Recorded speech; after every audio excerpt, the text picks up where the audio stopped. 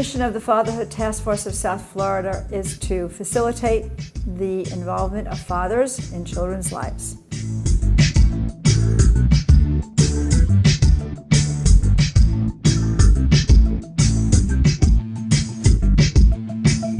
Good morning, everybody. So happy you're here today for the Fatherhood Reading Squad program. What we do best is bringing dads into the schools to meet with the children, read to the children, and show them how much we care about their education. I really love it. The reward of seeing the smile on those children's faces is priceless. When I grew up, I didn't have nobody to read to me, so I enjoy reading to the kids, and I love the reactions I get from them. My daughter actually brought a flyer that Holly, I guess, had given to the class, and my daughter actually came home and gave it, said, "Dad, can you read to me next Tuesday?" And I said, "Sure, why not?" You know, so that's how I got involved. I've been reading for a couple months, and then I love it because the kids make me love it.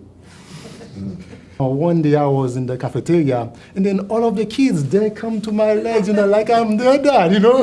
So that really adds something to their life.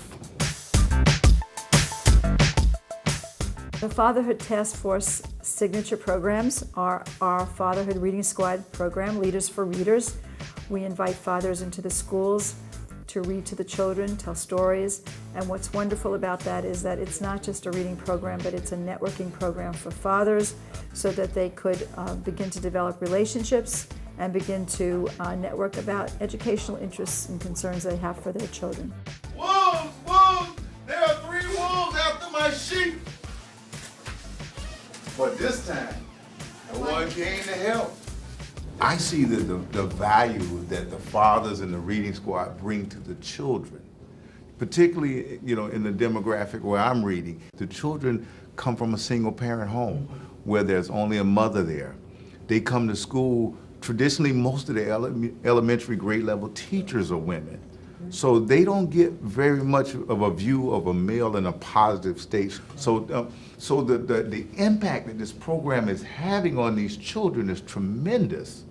I agree. And also, the young boys are able to see a man reading because boys don't usually like to read. They're all into video games and, you know, sports and everything else. But to have a man come into the room and say a man reading, you know, I think it has a really, really great impact on the young boys. And, you know, also, when we are in the classroom, it's a different story, it's a different space, it's a different atmosphere for them. They feel like, you know, they're enjoying it, they're enjoying it.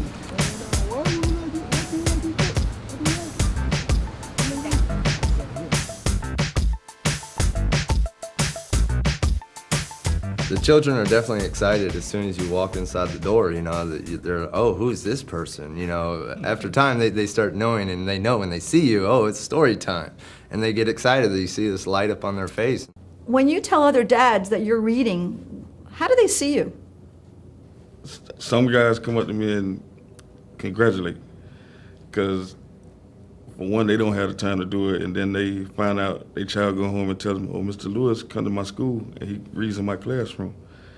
And as we was walking in the hallway that morning, and the guy came and shook my hand and said, "Thanks for reading to my child."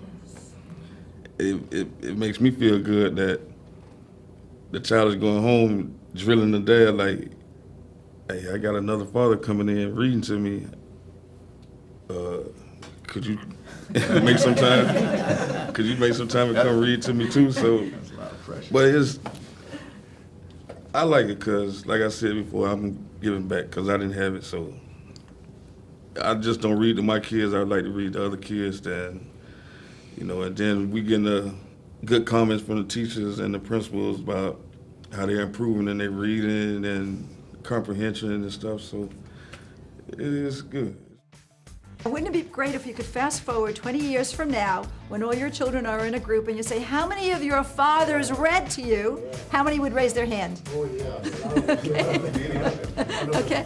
Okay.